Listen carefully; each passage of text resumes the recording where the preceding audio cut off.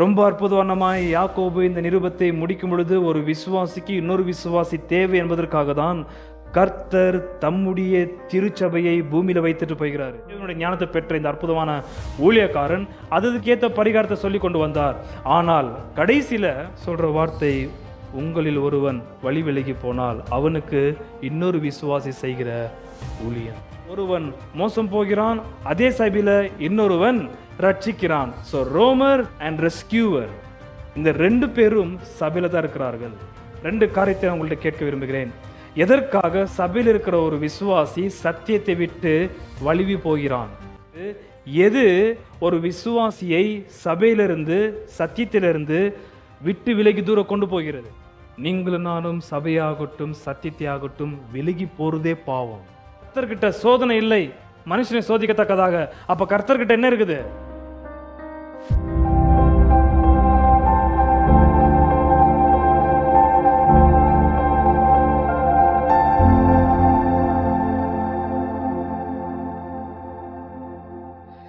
யாக்கோபு 5ஆம் அதிகாரத்திற்கு திருப்பிக் கொள்ளுங்கள். ஜேம்ஸ் 5:19 and 20, 19-20 ஆகிய வசனங்கள். சகோதரரே, உங்களில் ஒருவன் சத்தியத்தை விட்டு விலகி மோசம் போகும்போது மற்றொருவன் அவனை திருப்பினால், தப்பிப்போன மார்க்கத்தினின்று பாவியை திருப்புகிறவன் ஒரு ஆத்துமாவை மரணத்தினின்று ரட்சித்து திரளான பாவங்களை மூடுவான் என்று அறிய கடவன். My brethren, if any among you strays from the truth and one turns him back, let him know that he who turns a sinner from the error of his way will save his soul from death and will cover a multitude of sins.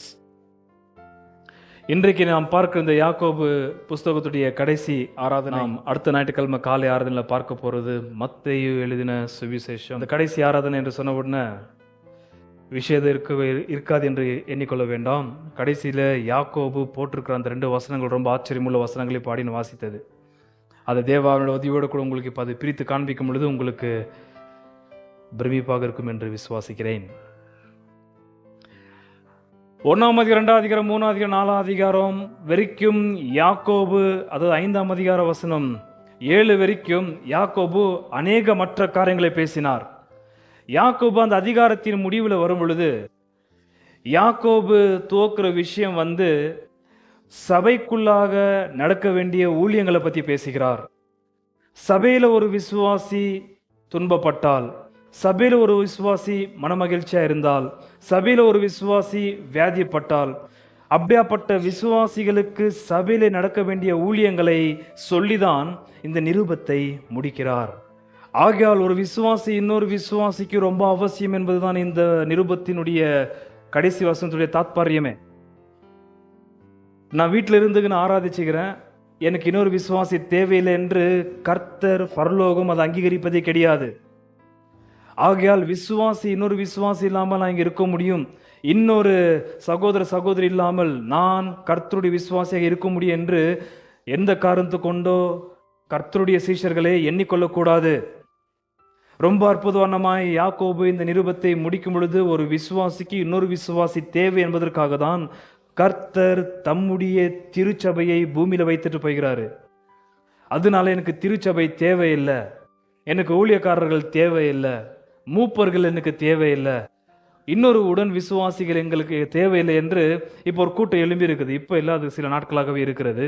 அவங்க கொண்டு வர விஷயமே ஆதி திருசபை பார்த்தீங்கன்னாக்கா, சபை என்பதான ஒரு கட்டடமே இருக்குல்ல, அங்கவங்க வீட்டில் தான் கர்த்தர் ஆராதித்து கொண்டிருந்தார்கள். So family is the church of Christ. ஒரு குடும்பமும், அதாவது சபை என்பதான குடும்பம் அல்ல, ஒரு விசுவாசிகளுடைய குடும்பமும் கர்த்தருடைய திருச்சபை தான். ஆகியால் தான் சபையால் கூடி வரக்கூடாது. வீட்டில் ஆதி பூர்வ பிதாக்கள் அவங்களுடைய குடும்பத்திற்கு பிரீஸ்டா இருந்தது போல, ஆபிரகாம் அவருடைய குடும்பத்திற்கு பிரீஸ்டா இருந்தாரு, யாக்கோபு, ஈசாக்கு, பிறகு யோபு, இவரெல்லாம் பார்த்தீங்கன்னாக்கா அந்த குடும்ப தலைவர்களாக இருந்தார்கள், குடும்பத்திற்கு பிரீஸ்டா இருந்தார்கள். அவர்கள் தான் போதகர்களாக இருந்தார்கள், அவர்கள் தான் ஆசாரியர்களாக இருந்தார்கள், அவர் தான் பலிகளை செலுத்தினார்கள்.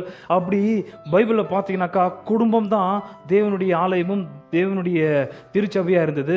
இது இப்போ இந்த இது புறஜாதியுடைய பழக்கம், இது எல்லாரும் கூடி பண்ணுறது என்று தப்பாக பாவித்து கொண்டிருக்கிறார்கள்.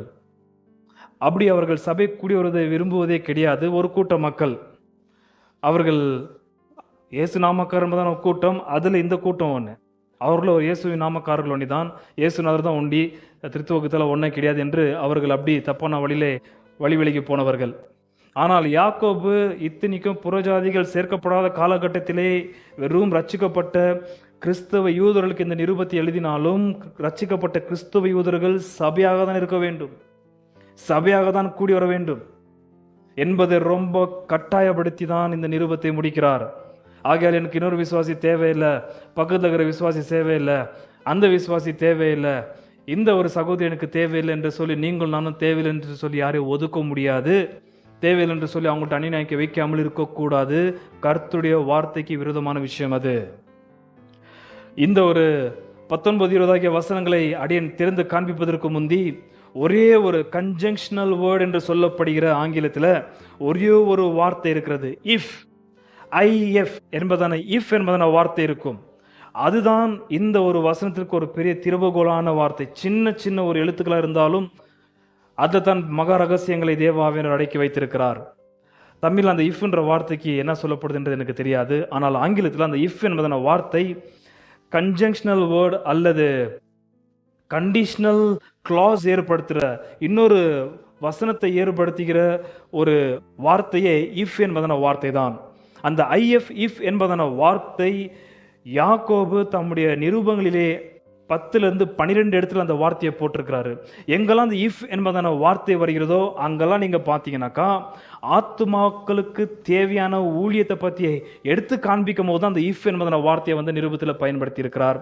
ஆகையால் தான் கடைசியிலையும் அவர் நிருபத்தை முடிக்கும் பொழுது எப்படி யூஸ் பண்றாரு? 5:19 மை பிரதரன், ஆங்கிலத்தில் வந்து பாருங்க, தமிழில் பார்த்துக்கலாம். மை பிரதரன் இஃப், அந்த IF ரொம்ப முக்கியம். My brethren if any among you strays from the truth and one turns him back. அந்த இஃப் என்ற வார்த்தை ரொம்ப ரொம்ப முக்கியம் இந்த ஒரு யாக்கோபு நிருபத்திலே. இப்போ நான் அதை வாசித்து காண்பிப்பேன் இப்போ சீக்கிரமா. இஃப் என்பதான வார்த்தை எங்கெல்லாம் யாக்கோபு பயன்படுத்தி வருகிறாரோ அங்கெல்லாம் பார்த்தீர் என்றால் ஆத்துமாக்களுக்கு அவசியமாய் தேவைப்படுகிற ஊழியத்தை எடுத்து காண்பிக்கிறது. இங்கேயும் நீங்கள் 19-20 பார்க்கும் பொழுது இஃப் என்பதான வார்த்தை வரும் பொழுது ஒரு ஆத்துமாவுக்கு, வழி விலகி போன ஒரு ஆத்துமாவுக்கு உண்டாக வேண்டிய சேவை ஊழியத்தை எடுத்து காண்பிக்கிறது. ஆகையால் இப்போ நான் வெறும் ஆங்கிலத்தில் மாத்திரம் வாசிப்பேன். அந்த இஃப் என்ற வார்த்தை வர்றதுனால நீங்கள் தமிழில் உங்களுடைய வேதத்தை பார்த்து கொள்ளலாம். எங்கெல்லாம் இஃப் என்று வருதோ அங்கெல்லாம் பார்த்தீர் என்றால் ஆத்துமாக்களுக்கு தேவையான ஊழியம். அது சொல்லி முடித்த பிறகு நாம் 19-20 ஆகிய வசனங்களுக்குள்ளாக கடந்து போகலாம். முதலாவது 1ஆம் அதிகார வசனமாய், if any of you, உங்க வேதத்தில் வருதா இஃப் என்ற வார்த்தை, அது புரிஞ்சுக்கணும். but if any of you lacks wisdom let him ask of God. ஞானத்தில் குறைவுள்ளவன் கர்த்தரிடத்திலே சந்தேகப்படாமல் கேட்க வேண்டும். அப்படி ஞானத்தில் குறைவுள்ளவனுக்கு எப்படியாப்பட்ட ஊழியம் தேவைப்படுவது என்பதை யாக்கோபு 1:5 சொல்லுகிறார். 1ஆம் அதிகாரம் 23 for if anyone is a hearer of the word and not a doer, வசனத்தை கேட்கிறவர்களாய் மாத்திரம் இருந்து அதன்படி செய்யாதவர்களுக்கு எப்படியாப்பட்ட ஊழியம் தேவைப்படுகிறது என்பதை இந்த இடத்துல யாக்கோபு அந்த இஃப் என்ற வார்த்தையை எடுத்து காண்பித்துக் கொண்டிருக்கிறேன்.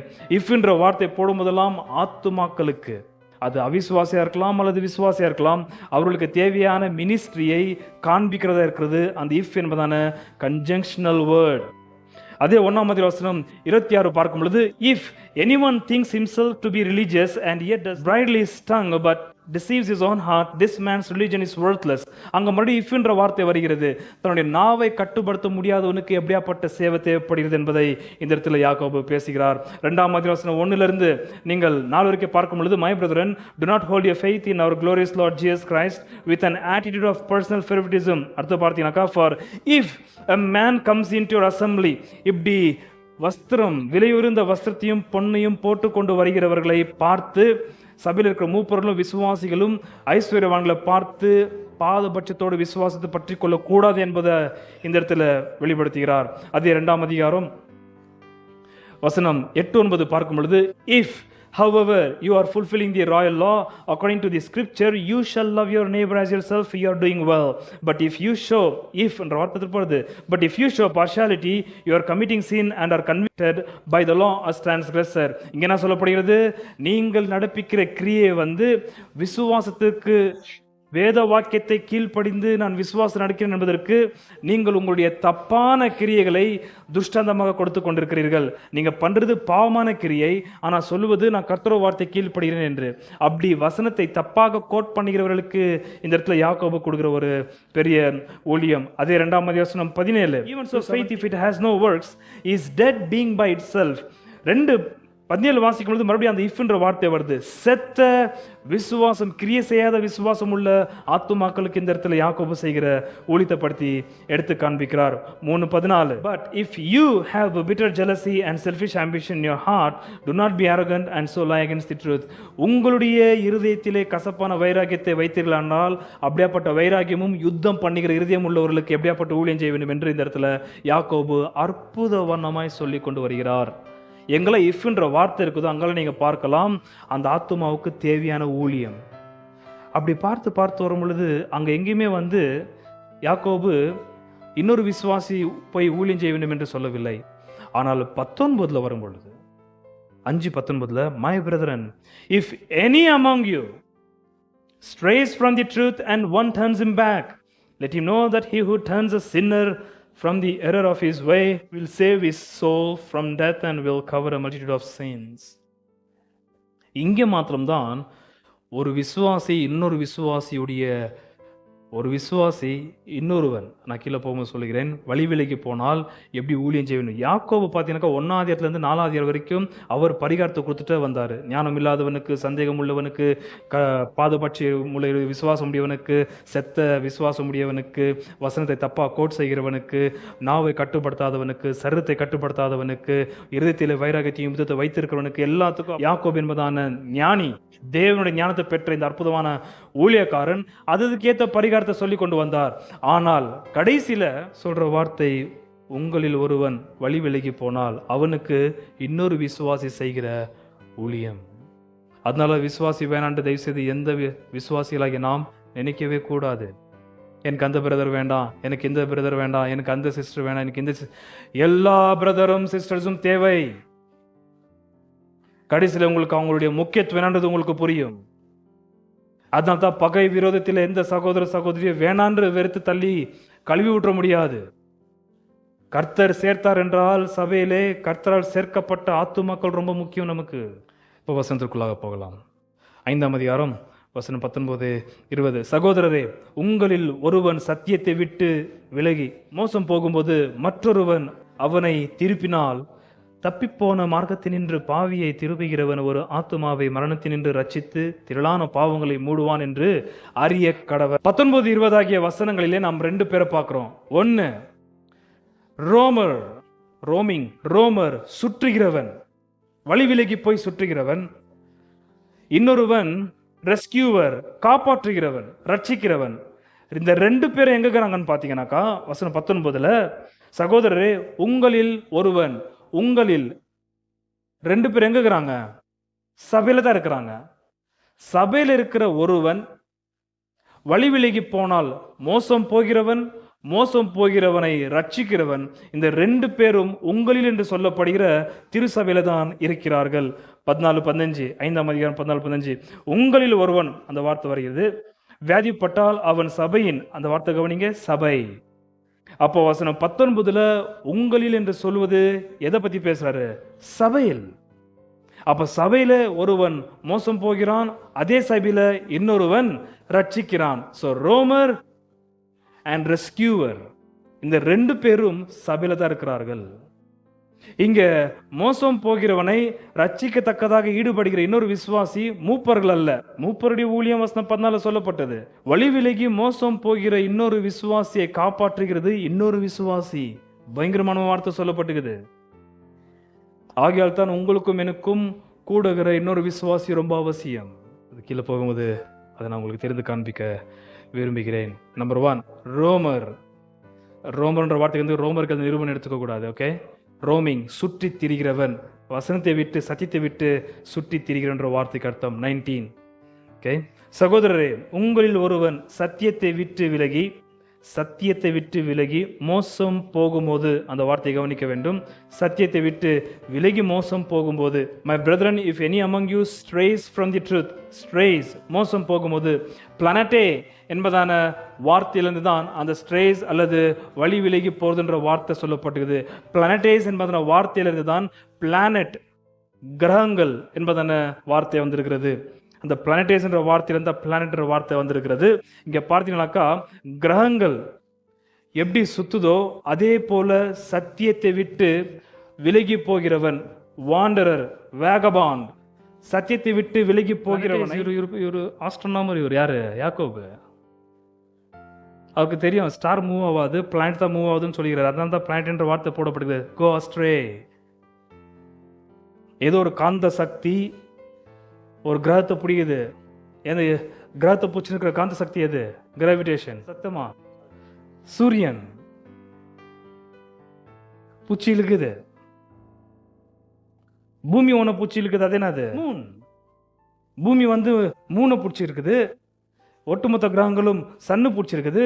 அதே போல இவன் ஏதோ ஒரு விஷயத்தை இழுக்கப்பட்டு சத்தியத்தை விட்டு விலகி போகிறான். எப்படி பேசியிருக்கிற கவனித்திருக்கலாம். பூமி உருண்டைன்றது வந்து பைபிள் ஏற்கனவே இருக்குது. அவன் நினைச்சிருந்தாங்க பூமி சமமா இருக்குது, உருண்டை கிடையாது, குளோப் இல்லை அப்படின்னு. வேதம் ரொம்ப தெளிவாக சொல்லுது. கரெக்டாக தான் வேத வாக்கியம் தெளிவாக கர்த்தருடைய சிருஷ்டிப்பு என்னன்றது இந்த இடத்துல வெளிப்படுத்தி இருக்கிறது. ஸோ பிளானடைஸ் என்பதான, பிளானோஸ் என்பதான வார்த்தை வந்து கிரகங்கள் சுற்றுவது போல சத்தியத்தை விட்டு ஒருவன் சுற்றி திரிகிறது. 19. சகோதரரே, உங்களில் ஒருவன் சத்தியத்தை விட்டு விலகி மோசம் போகும்போது, அல்லேலூயா என்பதான வார்த்தைக்கு அர்த்தம் சத்தியம். அதை நான் கீழே போகும்போது சொல்ல விரும்புகிறேன். முதலாவது 2 காரியத்தை நான் உங்கள்கிட்ட கேட்க விரும்புகிறேன். எதற்காக சபையில் இருக்கிற ஒரு விசுவாசி சத்தியத்தை விட்டு வழுவி போகிறான்? அல்லது எது ஒரு விசுவாசியை சபையிலிருந்து, சத்தியத்திலிருந்து விட்டு விலகி தூரம் கொண்டு போகிறது? எதற்காக அவன் போகிறான்? அல்லது எதை அவனை சத்தியத்தை விட்டு விலகி கொண்டு போகிறது? இந்த 2 கேள்வி நான் முதலாவது உங்களுக்கு சொல்ல விரும்புகிறேன். முதலாவது, இங்க சொல்லப்படுற 2 பேர் சபையில, உங்களில் சபைக்குள்ளாக இருக்கிற ஆத்துமாக்களை பத்தி சொல்லப்படுகிறது. உங்களில் ஒருவன் சத்தியத்தை விட்டு விலகி மோசம் போகும்போது, நல்ல தமிழ் வார்த்தை போடப்பட்டிருக்கிறது. எதற்காக ஒரு சபையில் இருக்கிற விசுவாசி சத்தியத்தை விட்டு விலகி போகிறான் என்பதற்கான காரணம் 20 சொல்லப்பட்டிருக்குது. 19 சொல்லப்படுற சத்தியத்தை விட்டு விலகி போகிறவன வந்து 20 எப்படி சொல்லப்படுதுன்றது கொஞ்சம் கவனிக்கணும். தப்பி போன, சத்தியத்தை விட்டு விலகி போனவன் தான் என்ன சொல்லப்படுது 20? தப்பி போன மார்க்கத்தினின்று என்ன வார்த்தை? பாவியை திருப்புகிறவன். ரெஸ்கியூரை பத்தி அப்புறமா சொல்ல விரும்புகிறேன். பாவி என்பதான வார்த்தை யாரை குறிக்கிறது? சத்தியத்தை விட்டு விலகி போனவன். அப்ப எதற்காக சபையில் இருக்கிற ஒரு விசுவாசி சத்தியத்தை விட்டு விலகி போகிறான்?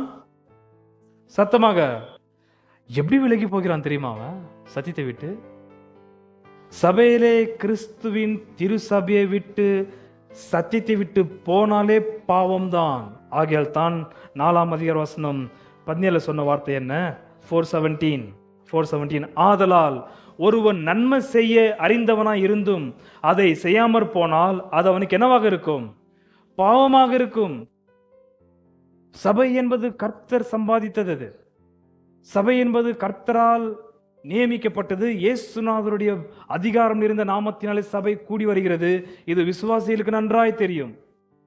அது நன்மை என்று தெரியும். அதுதான் கர்த்தர் வைத்திருக்கிற நல்ல கூடி வருதல் என்று தெரியும். அப்படி கர்த்தர் ஏற்படுத்தி இருந்தும், கர்த்தரால் இந்த சபை கூடிவர பண்ணப்பட்டதாக இருந்தும், நன்மை செய்ய அறிந்தவனாய் இருந்தும் அதை செய்யாமல் போனால் நீங்களும் நானும் சபையாகட்டும் சத்தியத்தையாகட்டும் விலகி போறதே பாவம். நீங்க விலகி இருந்தாலே பாவம் என்பதான மண்டலத்தில் தான் நீங்கள் நானும் வாழ்கிறோம். அதனால எந்த காரணத்தை கொண்டும் சபை தேவையில்லை, கூடுகிற விசுவாசிகள் தேவையில்லை என்று யாருமே மனக்கணக்கு போட வேண்டாம். கீழே சொல்ல விரும்புகிறேன். இவன் எப்படி சத்தியத்தை விட்டு விலகி போகிறான் என்பதை வந்து யாக்கோபு இதுக்கு முன்னாடியே பேசியிருக்கிறார். 1ஆம் அதிகாரம், சோதிக்கப்படுகிறவனும் நான் தேவனால் சோதிக்கப்படுகிறேன் என்று சொல்லாதிருப்பானாக.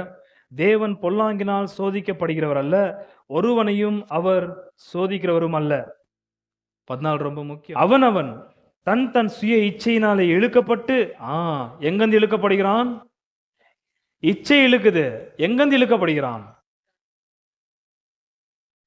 இச்சை தான் அவனை இழுக்குது. எந்த இடத்துல இருந்து அவன் இழுக்கப்படுகிறான்? இச்சை எந்த இடத்துல அவனை இழுக்குது? அவனவன் தன் தன் சுய இச்சையினாலே இழுக்கப்பட்டு சிக்குண்டு சோதிக்கப்படுகிறான். பின்பு இச்சையானது கர்ப்பம் தரித்து என்ன வார்த்தை வருது? பாவத்தை பிறப்பிக்கும். 5 பார்த்தோம். பாவத்தை பிறப்பிக்கும். பாவம் பூரணமாகும் போது என்ன உண்டாவது? மரணம். இங்க வர்றதுக்கு முந்தி 5:20 வாசிக்கிறேன். 19:20. சகோதரரே, உங்களில் ஒருவன் சத்தியத்தை விட்டு விலகி மோசம் போகும்போது மற்றொருவன் அவனை திருப்பினால், தப்பிப்போன மார்க்கத்தினின்று பாவியை திருப்புகிறவன் ஒரு ஆத்துமாவை என்ன வார்த்தை? மரணம். அப்ப பாவமும் மரணம் அங்க வருது. எங்க? வசனம் 20. புரியுதா உங்களுக்கு? இப்போ நீங்க 1ஆம் அதிகாரம் வசனம் 13, 14 நீங்கள் வாசித்து கொண்டு போகும் பொழுது 15 வாசிக்கிறேன். சோதிக்கப்படுகிற எவனும் நான் தேவனால் சோதிக்கப்படுகிறேன் என்று சொல்லாதிருப்பானாக. தேவன் பொல்லாங்கினால் சோதிக்கப்படுகிறவர் அல்ல, ஒருவனையும் அவர் சோதிக்கிறவரும் அல்ல. அவனவன் தன் தன் சுய இச்சையினாலே இழுக்கப்பட்டு ஏதோ ஒரு பொசிஷன்ல இருந்து ஒரு இடத்துல இருந்து அவனை இச்சை இழுக்குது. அந்த ஒரு பெரிய கிராவிட்டி, அது ஏதோ ஒரு வல்லமினாலே அவன் இழுக்கப்பட்டு சிக்குண்டு சோதிக்கப்படுகிறான். பின்பு சோதனையானது கர்ப்பம் தரித்து பாவத்தை பிறப்பிக்கும். பாவம் பூரணமாகும் போது மரணத்தை பிறப்பிக்கும். இப்போ நான் உங்கள்ட்ட ஒன்று கேட்குறேன். எதற்காக ஒரு விசுவாசி சபையை விட்டு அல்லது சத்தியத்தை விட்டு விலகி மோசம் போகிறான்? எதற்காக அவன் சபையை விட்டு போறான்? எதற்காக அவன் சத்தியத்தை விட்டு போறான்? எதற்காக? எதற்காக?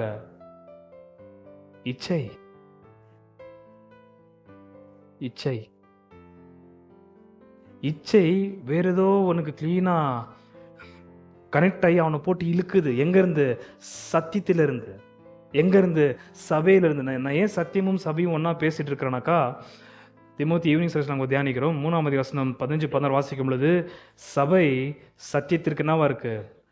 தூணா இருக்கு. சபையில தான் உங்களுக்கு சத்தியம் கிடைக்கும். வேற எங்கேயுமே சத்தியம் கிடைக்காது. எந்த பாட புஸ்தகத்தை உங்களுக்கு சத்தியத்தை பத்தி சொல்லப்படாது.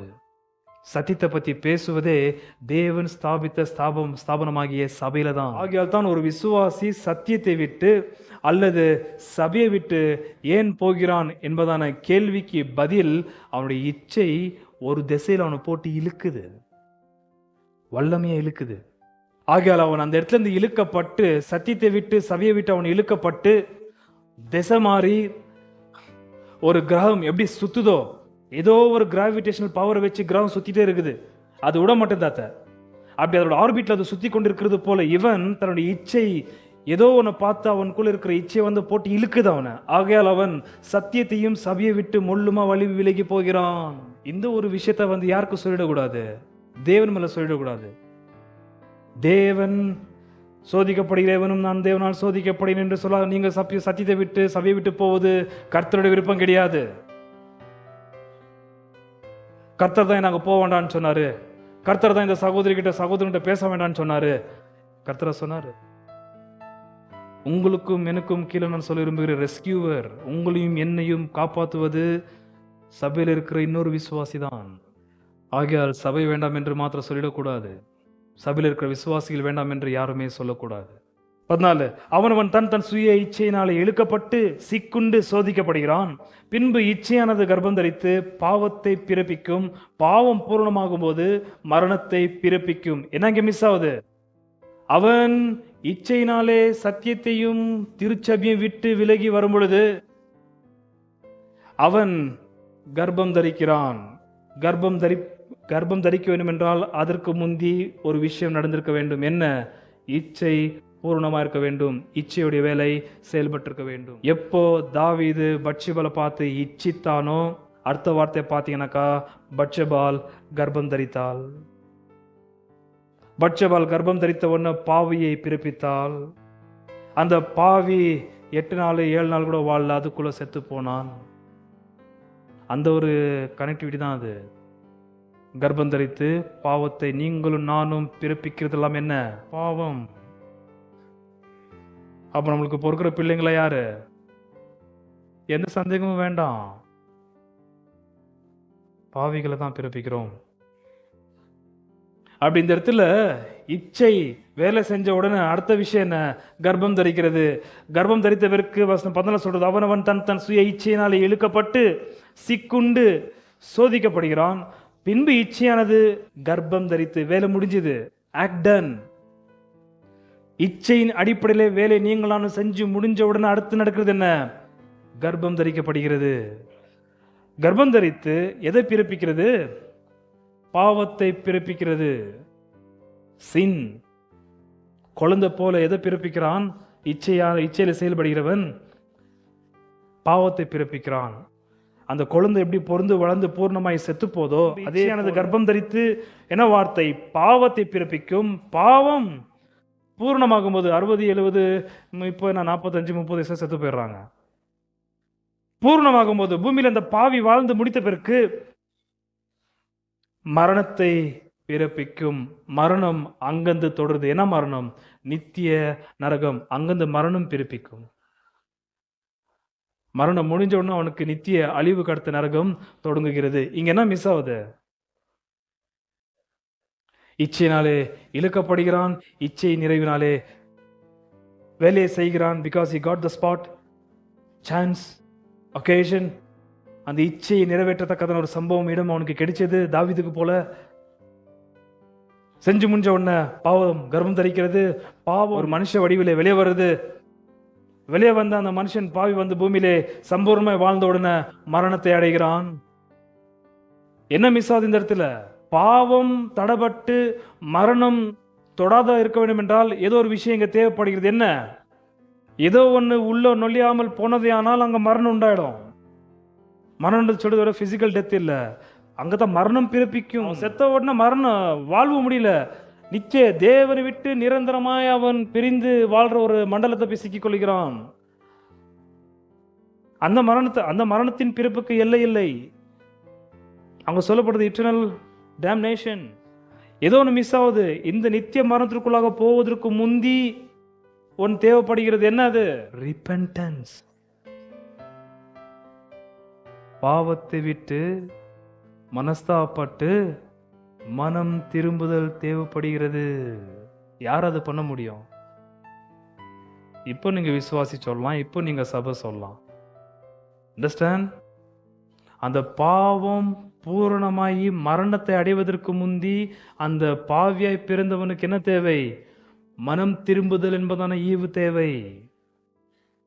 நித்திய ஜீவனுக்கு நடத்துற மனம் திரும்புதல் தேவை. 5:19-20. சகோதரரே, உங்களில் ஒருவன் சத்தியத்தை விட்டு விலகி மோசம் போகும்போது மற்றொருவன் அவனை என்ன பண்ணும்? மனம் திருப்பணும். அவனை திருப்பணும். அந்த மரணத்தை இவன் அடைவதற்கு முந்தி அவனை திசை திருப்ப வேண்டியதா இருக்கிறது. இது யாரால மாத்திரம் செய்ய முடியும்? யாரால மாத்திரம் செய்ய முடியும்? ஊழியக்காரன் எடுத்துக்க கூடாது. இன்னொரு விசுவாசி 1ஆம் அதிகாரம் வசனம் 13. சோதிக்கப்படுகிற எவனும் நான் தேவனால் சோதிக்கப்படுகிறேன் என்று சொல்லாதிருப்பனாக. தேவன் பொல்லாங்கினால் சோதிக்கப்படுகிறவர் அல்ல, ஒருவனையும் அவர் சோதிக்கிறவர் அல்ல. கர்த்தர் ஒருவனை சோதித்து மரணத்திற்குள்ள நடத்தவே மாட்டார் என்றால் அப்ப கர்த்தர் என்னதான் செய்வார்? கர்த்தர்கிட்ட சோதனை இல்லை மனுஷனை சோதிக்கத்தக்கதாக. அப்ப கர்த்தர்கிட்ட என்ன இருக்குது? கர்த்தர்கிட்ட மனுஷனை சோதித்து மரணத்திற்குள்ளாக பாவம் கர்ப்பம் தரிக்கத்தக்கதாக மரணத்தை அடைவதற்கு அவர் சோதிக்கவே மாட்டார். அவரிடத்துல சோதனையே இல்லை என்றால், மரணத்தை அடையத்தக்கதான ஒரு சோதனையை வந்து அவர் மனுஷனுக்கு அருளுவதில்லை என்றால் அப்ப தேவன்கிட்ட இருப்பது என்ன? God has his own people. தேவன் மரணமடையத்தக்கதாக ஒரு பாவியை சோதிக்க மாட்டார் என்றால் அப்ப தேவன்கிட்ட இருப்பது என்ன? தேவஜனம். அந்த ஒரு சோதனைக்குள் போகாதபடிக்கு மனஸ்தாபப்படுத்தி பாவத்தை விட்டு மனம் திரும்புதலுக்கு அடுத்த சத்தியத்தை பேசி திருப்புகிற ஒரு விசுவாசி. தேவன்கிட்ட இருப்பது யாரு? தேவஜனம். பயங்கரமான வெப்பன் அது. கர்த்தர்கிட்ட இருக்கிற கர்த்தருடைய ஜனம்தான் கர்த்தருடைய ஆயுதம். யோவான் ஸ்தான் என்பதான ஒரே ஒரு புருஷன் கர்த்தர் வைத்திருந்த பெரிய ஒரு ஆயுதம் அது. மனம் திரும்புங்கள். அதுக்கப்புறம் அவருடைய நித்திய குமாரன் மனோதரத்த கர்த்தர் பிதாவுக்கு இருந்த பயங்கரமான ஒரு ஆயுதம். மனஸ்தாப்பட்டு மனம் திரும்பத்தக்கதாக மனம் திரும்புதலுக்கு அடுத்த சத்தியத்தை போதித்தார்கள். அதுக்கப்புறம் அப்போஸ்தலர்கள். இப்போ கர்த்தருடைய திருச்சபை. ரிப்பன்ட். எப்படியாவது மரணத்துக்குள்ளாக போய் அவன் மரண வாழ்வை அடையாதபடிக்கு, அதற்கு முந்தி அவனை மனஸ்தாபப்படுத்தி எப்படியாவது மனம் திரும்புதலுக்குள்ளாக நடத்தத்தக்கதாக தேவன் வல்லமையாய் பயன்படுத்துவது கர்த்தருடைய ஜனம். God has his own people. கர்த்தர்கிட்ட அவருடைய சொந்த ஜனம் இருக்கிறார்கள். இப்போ புரியுதா உங்களுக்கு? எதற்காக சபையில் இருக்கிற ஒரு விசுவாசி சத்தியத்தை விட்டு விலகி போகிறான்? இச்சையை நிறைவேற்ற முடியாது. ஆனா ஒரு விசுவாசிக்கு தெரிஞ்சிச்சுன்னா அந்த விசுவாசி சும்மா இருக்க மாட்டா. அப்படி அதை சரி செய்வதற்கு அந்த விசுவாசி ஈடுபடுவார். அது ஊழியக்காரனும் செய்யலாம், முக்கியமா ஒரு விசுவாசி இன்னொரு விசுவாசிக்கும் செய்யலாம். சத்தியத்தை விட்டு விலகி போய் இச்சை நிறைவேற்றுகிறது இன்னொரு விசுவாசி பார்த்தால் சும்மா இருக்க மாட்டான். இயேசுநாதர் அதனால தான் 15ஆம் அதிகாரத்தை சொன்ன வார்த்தை மத்தியில் இந்த சுவிசேஷம், ஒரு சகோதரன் இன்னொரு சகோதரனுக்கு விரோதமாய் ஏதாவது விரோதம் செய்தால் அவன் தனிமையாக இருக்கும் பொழுது அவனுடைய பாவத்தை அவனுக்கு விரோதத்தை எடுத்து காண்பிக்க வேண்டும். பிறகு 2-3 சாட்சிகளால் போய் எல்லா நிலவரப்படுத்த வேண்டும். ஒரு விசுவாசி இன்னொரு விசுவாசிக்கு தேவனால் அருளப்பட்ட ரொம்ப பெரிய ஒரு ஊழியம், தேவனுடைய பலன், தேவனுடைய ஆலோசனை, தேவனுடைய ஞானம், தேவனுடைய ரட்சிப்பின் அரண் யாரு? இன்னொரு விசுவாசி. அதனால சபை வேண்டாம். இப்போ இருக்கிற சபையில் அது வேற விஷயம். அவங்கள பார்த்தா பாவம் ஜனங்களை வானான்றாங்க, திருச்சபையும் வானா, ஊழியக்காரலாம் வானான்றாங்க. ஏன்னா அப்படி இருக்கிறாங்க அவங்க. நான் அந்த கூட்டங்களை பற்றி பேசலை.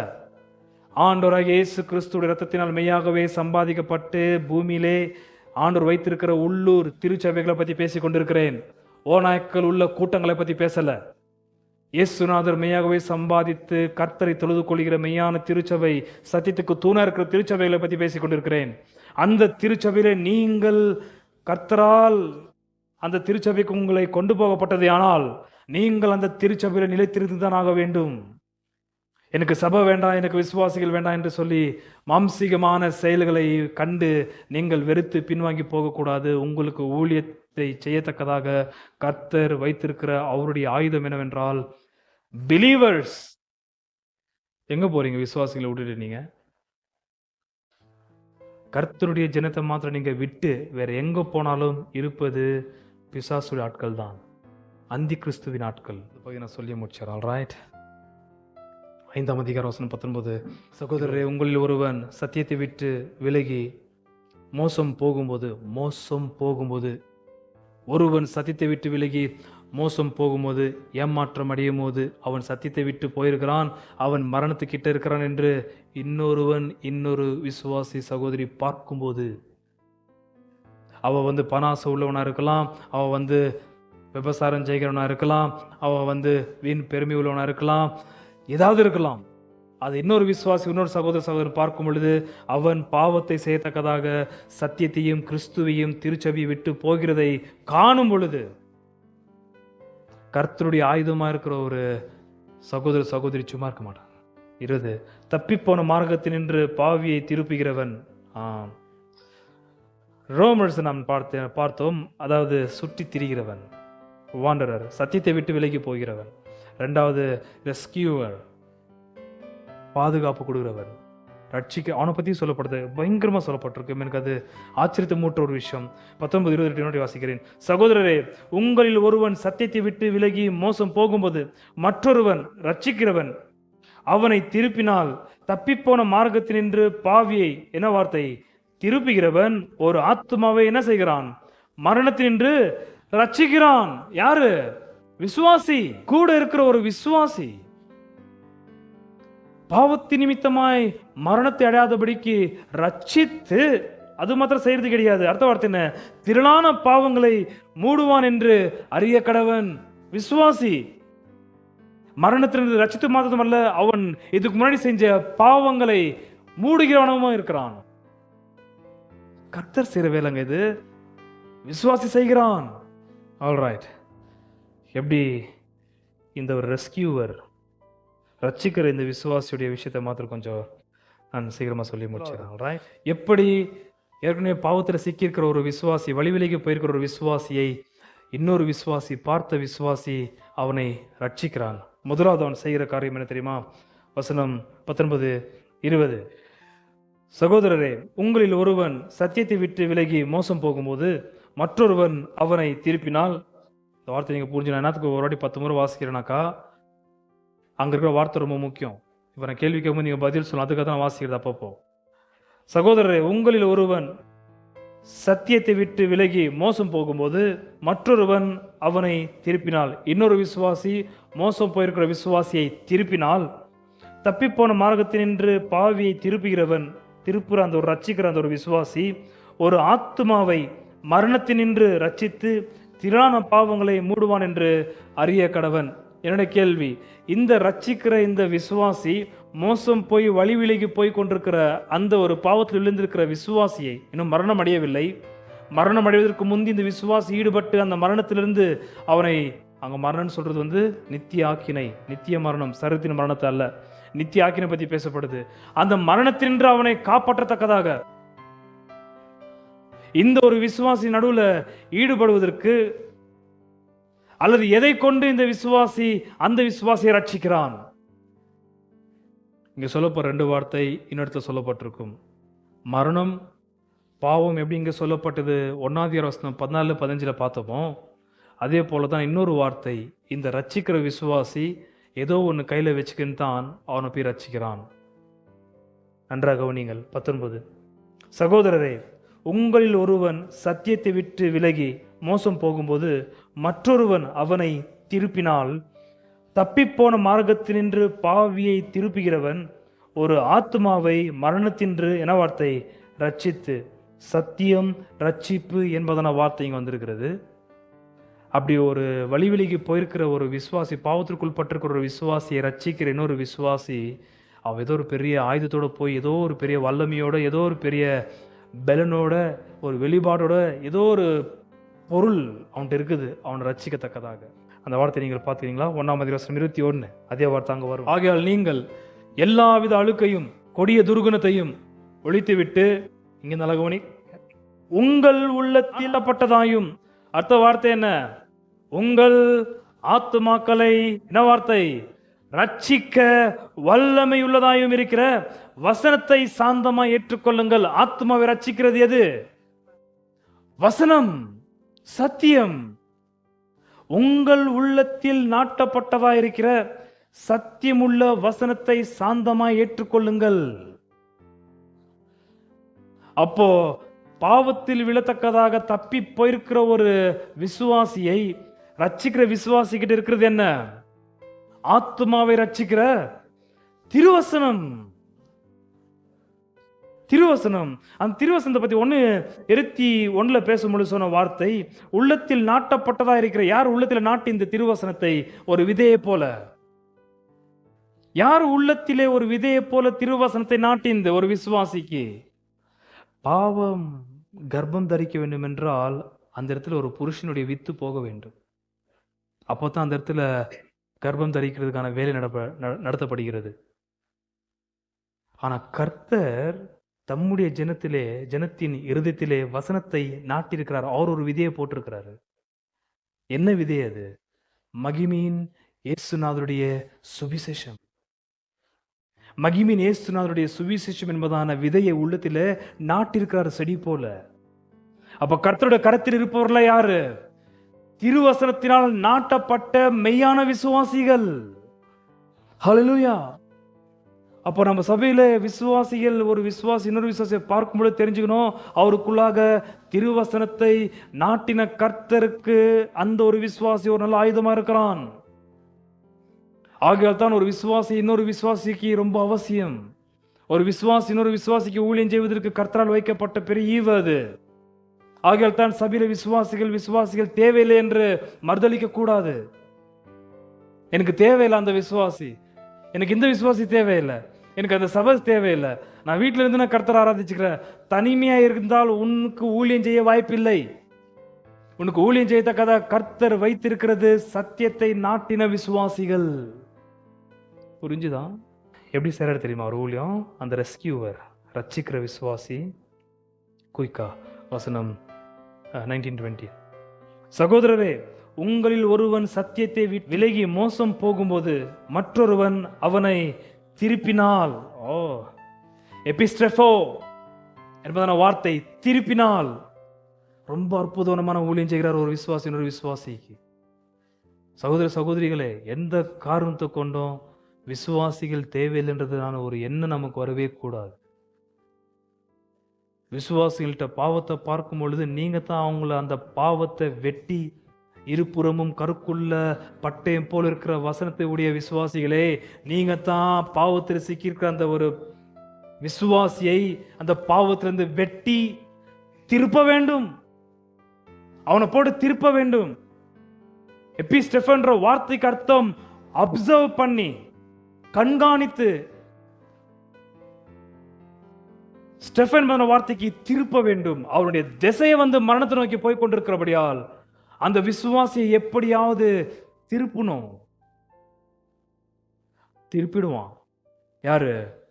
இன்னொரு விசுவாசி. என்னத்தான் அந்த காந்தம் சத்தியம் அவன் அந்த பக்கம் இச்சையானது இழுத்தாலும் சத்தியத்தை விட்டு விலகி போகத்தக்கதாக இந்த விசுவாசிட்டு இருக்கிறது என்ன? நாட்டப்பட்ட பட்டயம் போல இருக்கிற சத்தியம். ஒரு வெட்டு வெட்டனாக்கா திரும்பிடுவான்.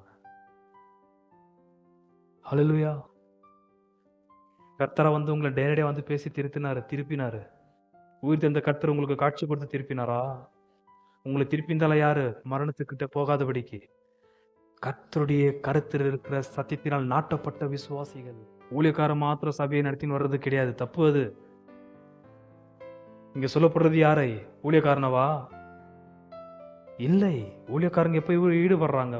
ஒரு விசுவாசி வியாதி படைக்க ஆனாக்கா ஓடணுமாகுது ஊழியக்காரன். ஆனா ஒரு விசுவாசி இன்னொரு விசுவாசி மரணத்தில் அடையாதபடிக்கு காக்கப்படுறது இன்னொரு விசுவாசியுடைய ஜெபம், இன்னொரு விசுவாசியுடைய ஆலோசனை, இன்னொரு விசுவாசி செய்கிற ஊழியம். ஒரு சகோதர சகோதரி வராம எங்கன்னா வழிக்கு போனா சகோதரர் போய் விசாரிக்கிறாங்க. ஏன் பேர் இல்லை நீங்க சபைக்கு பார்த்து ரொம்ப நாள் ஆச்சு, ஊழியக்காரனா போய் பார்க்க கூப்பிடுறா அப்படிலாயும் போய் கேட்கிறாரு, ஏன் வந்துட்டு இல்லை நீங்க சபைக்கு? ஏதாவது மனசாபாயிடுச்சா, என்ன மனக்கசப்பாயிடுச்சா, மன்னிச்சுக்கோங்க, வாங்க சபைக்கு நீங்க அப்படின்ட்டு இன்னொரு விசுவாசியை போய் கூப்பிடுறாரு. அவருக்கு தெரியுது வழிக்கு போயின்னு இருக்கிறார் இவர் அப்படின்னு. ஏதோ ஒரு அடிமைத்தனமான பாவத்திற்குள்ள போய் சிக்கிக் கொள்கிறார் இவர் என்று நல்லா தெரிஞ்ச உடனே ரெஸ்கியூவரா இருக்கிற ஒரு விசுவாசி அவன் பட்டயம் போல இருக்கிற திருவசனத்தை கூர்மையாக்கி ரெடியா வைத்திருப்பான். எதிலிருந்து? மரணம் என்பதான ஒரு வியாதி இவரை அண்டாதபடிக்கு வெட்டி சாய்த்தி இவனை திருப்புவதற்காக. இப்படியாப்பட்ட ஒரு அருமையான கர்த்தருடைய கரத்தில் இருக்கிற ஆயுதம் போல இருக்கிற விசுவாசிகளை நீங்கள் நான் வெறுக்கலாம், விட முடியாது. பாவம் அவன் கழுத்தை நெருக்கி மரணத்தை அடைவதற்கு முந்தி, அவன் மரணத்தை குடிக்கிறதுக்கு முந்தி அந்த இடத்துல விசுவாசி போய் நிற்பான். ஸ்டாப். சிங்கம் போல பாவம் பிசாசு சிங்கம் போல கர்ஜித்து கொண்டு வந்தாலும் நடுவில் போய் நிற்கிறது யார் தெரியுமா? கர்த்தருடைய திருவசனத்தை நாட்டப்பட்ட ஒரு விசுவாசி. அதனால விசுவாசிகள் தப்பு செய்யும் போது இன்னொரு விசுவாசி தான் போய் அதை சரி செய்யணும். புரிஞ்சுதுங்களா? ஏன் சரி செய்ய வேண்டும்? எது ஆத்துமாக்களை ரட்சிக்கிறது? திருவசனம். அந்த திருவசனம் எங்க இருக்குது? இந்த பைபிள் எங்க இருக்குது? யாக்கோபுடைய காலகட்டத்தில் இந்த மாதிரி பைபிளா இருந்துச்சு? யாக்கோபுடைய காலகட்டத்தில் என்ன இருந்தது? Oral tradition. பிதாக்கள் சொல்லி கொடுத்த வசனம். ஆகியால் தான் நீ உன்னை நேசிப்பது போல பிற நேசிப்பையாக 2ஆம் அதிகாரத்தில் எப்படி வந்தது? அது ஓரல் ட்ரெடிஷன். சுவிசேஷம் ஓரலா வந்தது. எப்ப அந்த மகிமையின் சத்தியமுள்ள சுவிசேஷத்தை துருபதேசம் கலப்பட பண்ண முயற்சி செய்ததோ எழுப்பினார் மகிமையின் ஆவியானவர். நிருபங்களை எழுதினார், 4 சுவிசேஷத்தை எழுதினார். கிறிஸ்துனா யார் அப்படின்னு கர்த்தரால் அருளப்பட்ட அந்த 10 கற்பனை திருப்ப காப்பி பண்ணி வச்சாங்களா? இல்லை. ஆனா புதிய ஏற்பாடு எப்போ மகிமையின் சுவிசேஷம் துருபதேசம் பிசாசானவன் அவனுடைய ஊழியக்காரில் தாக்க ஆரம்பித்தானோ எலும்புனாங்க கர்த்தருடைய மெய்யான அவருடைய கருத்தில் இருக்கிற ஆயுதங்கள் போல இருக்கிற ஊழியக்காரர்கள், விசுவாசிகள். ஆகையால் நீங்கள் நானும் பாவம் செஞ்சாக்கா இன்னொரு விசுவாசி விட மாட்டான், நிற்பான். ஊழியக்காரனை மாத்திரம் அந்த லிஸ்ட்ல போட்டக்கூட. ஊழியக்காரன்ல இன்னொரு விசுவாசி, சபையில் இருக்கிற இன்னொரு விசுவாசி திருப்பாம விட மாட்டான். பட்டயம் போல இருக்கிற திருவசனத்தை போட்டு வெட்டி எப்படியாவது அவனை திருப்பிடுவான். அந்த காந்த சக்தியுடைய சக்தி ஒன்றுமில்லாமல் ஆக்கிடுவான் இன்னொரு விசுவாசி, பாவத்தில் சிக்கியிருக்கிற அந்த விசுவாசி. எப்படி திருப்பான் தெரியுமா? 5:10. சகோதரரே, உங்களில் ஒருவன் சத்தியத்தை விட்டு விலகி மோசம் போகும்போது மற்றொருவன் அவனை திருப்பினால் எப்படி திருப்புகிறான்? யாக்கோபு இந்த திருச்சபையை திருப்புறாரு. எப்படி திருப்பினார் தெரியுமா? 4ஆம் அதிகாரம் வசனம் 8, 9, 10. தேவனிடத்தில் சேருங்கள், அப்பொழுது அவர் உங்களிடத்தில் சேருவார். பாவிகளே, உங்கள் கைகளை சுத்திகரியுங்கள். இருமனம் உள்ளவர்களே, உங்கள் இருதயங்களை பரிசுத்தமாக்குங்கள். நீங்கள் துயரப்பட்டு துக்கித்து அழுங்கள். உங்களுக்காகவும் உங்கள் சந்தோஷம் சஞ்சலமாகவும் மாறக்கடவது. அடுத்த வார்த்தை என்ன? கர்த்தருக்கு முன்பதாக தாழ்மைப்படுங்கள். வா, அந்த ஒரு இச்சையின் மோகத்தை நிறைவேற்றத்தக்கதாக வாஞ்சியா இருக்கிற பாவிகளே, கர்த்தரண்டையில வா. இது யார் செய்யறது? வஸ்திரம் நாட்டப்பட்ட விசுவாசி. ஐயோ யாக்கோபு இந்த மாதிரி கொடூரமான பாவம் செஞ்சுக்கிறாங்க விசுவாசிங்க, எப்படி நான் கெட்டு நாசமா போடணும் விட்டுறாரா? விடுறது கிடையாது. விசுவாசிக்கு தப்பு சொல்லணும் விட முடியாது. அந்த இடத்துல இன்னொரு விசுவாசி அல்லது ஊழியக்காரன் அங்க போய் நில்லி ஊழியம் செய்ய வேண்டும். குற்றம் சாட்டுவதற்கு நீ ஒரு விசுவாசியுடைய பட்டம் உனக்கு தேவைதானா? இப்படி குற்றம் சாட்டுவதற்கு நீ விசுவாசியாவே இருக்க தேவையில்லை. பிசாசாவே நீ இருந்தாலே போதும், குற்றம் சாட்டலாம். ஆனால் கர்த்தருடைய கருத்தில் இருக்கிற மெய்யான விசுவாசிகள், வசன நாட்டப்பட்ட விசுவாசிகள் வந்து குற்றம் சாட்டுவதற்காக அல்ல, அவர்களை திருப்புவதற்காக இருக்கிறார்கள். திரும்பு, நீ பாவையா இருக்கிற, பாவத்திற்கு உட்பட்டிருக்கிற பாவத்தின் சம்பளம் மெய்யாகவே மரணம், அது நீ அடிபடக்கூடாது என்று ஜெபத்துடன் திருவசனத்தின் வெளிப்பாட்டோட கூட, திருவசனம் நிறைந்த நாவோடு கூட ஒரு விசுவாசி இன்னொரு விசுவாசியை, யாக்கோபு திருசபையில் இருக்கிற அநேகரை இந்த இடத்துல கர்த்தர் அண்டையில கொண்டு வருவது போல, கர்த்தருக்கு முன்பாக தாழ்மைப்படுங்கள், அப்பொழுது என்ன வார்த்தை? அவர் உங்களை உயர்த்துவார். இதுதான் திருப்புகிற ஊழியம். யார் செய்யறது? விசுவாசி.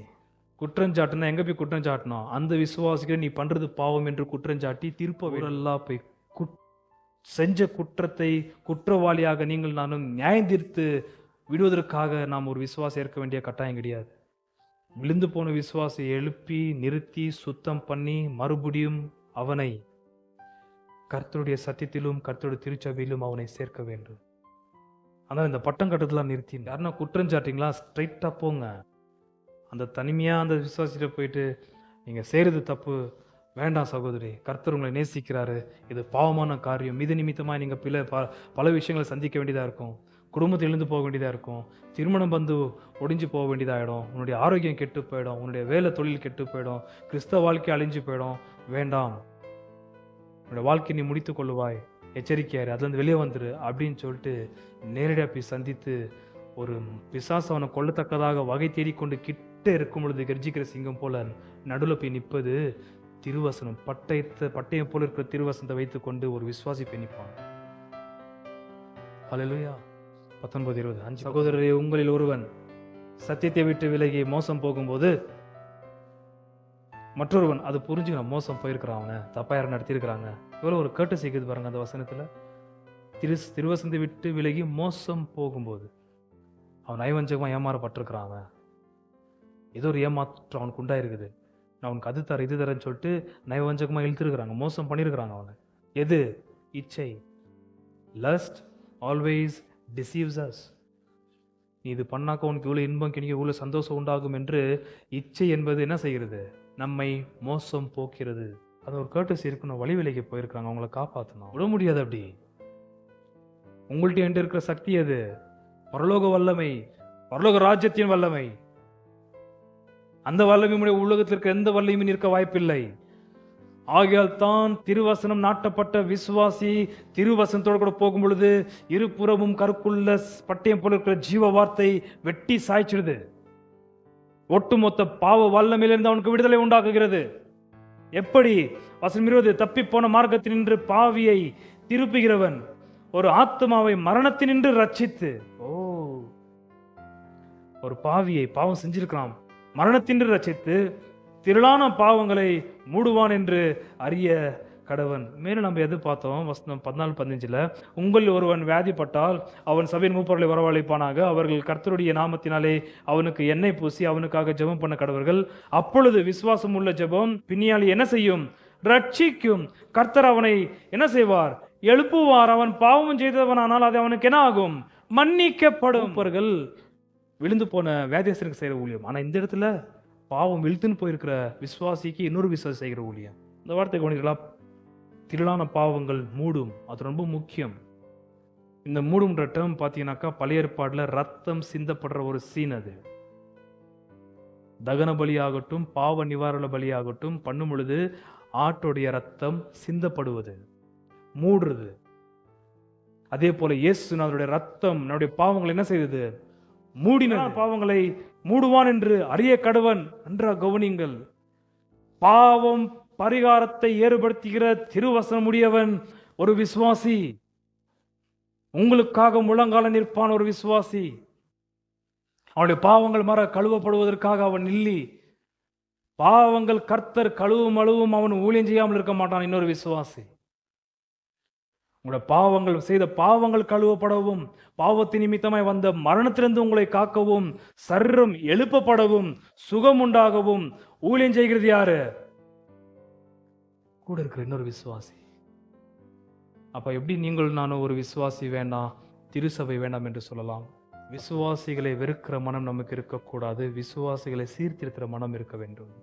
நீங்கள் நான் பார்க்கிற விசுவாசிகள் பலவீனர்களா இருக்கலாம், மோசம் போகிறவர்களா இருக்கலாம். இங்க சொல்லப்படுறது போல திருப்பணும். அதுக்காக தான் நீங்கள் நானும் இங்க இருக்கிறோம் என்பது ஒரு விசுவாசியும் புரிந்து கொள்ள வேண்டும். திருப்பணும் அவங்கள. பாவத்தை மூடுவான், பாவத்தை திறந்து காண்பிக்க மாட்டான், பாவத்தை மூடுவான். இவ்வளவு அருமையான ஊழியம் கவனித்து பாருங்கள் அன்பானவர்களே. பாவத்தை நிர்வாணமாய் ஆதாமியருடைய பாவத்தை நிர்வாணமாய் எடுத்து காட்டாம பாரு பிசாசு. அந்த மாதிரி சீன் பண்ண மாட்டான் இன்னொரு விசுவாசிக்கு. மூடுவான். எப்படி ஆட்டுத்தோலை கர்த்தர் கொடுத்து அவங்களுடைய நிர்வாணத்தை, பாவத்தை நிமித்தமா அந்த நிர்வாணத்தை மூடினாரோ, அதே போல ஒரு விசுவாசி இயேசுநாதருடைய ரத்தத்தினாலே அவருடைய பாவங்கள் எல்லாத்தையும் மூடுவான். ஹல்லேலூயா. உங்களை பத்தி உள்ள ஒரு டிஸ்கிரிப்ஷன் இது.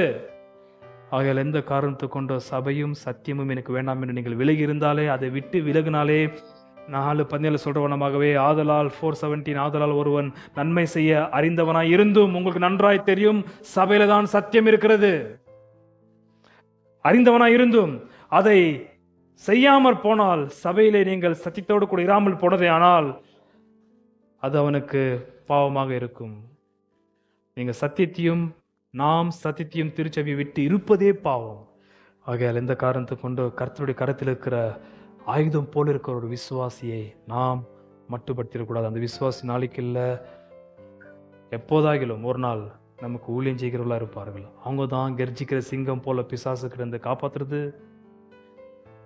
நித்திய மரணத்துக்கு கொண்டு போற பாவத்திலிருந்து காப்பாத்துறது, நமக்காக முழங்காலில் நில்லி பாவ மன்னிப்பு வழிகளை திறந்து காண்பிக்கிறதும் இன்னொரு விசுவாசி தான்.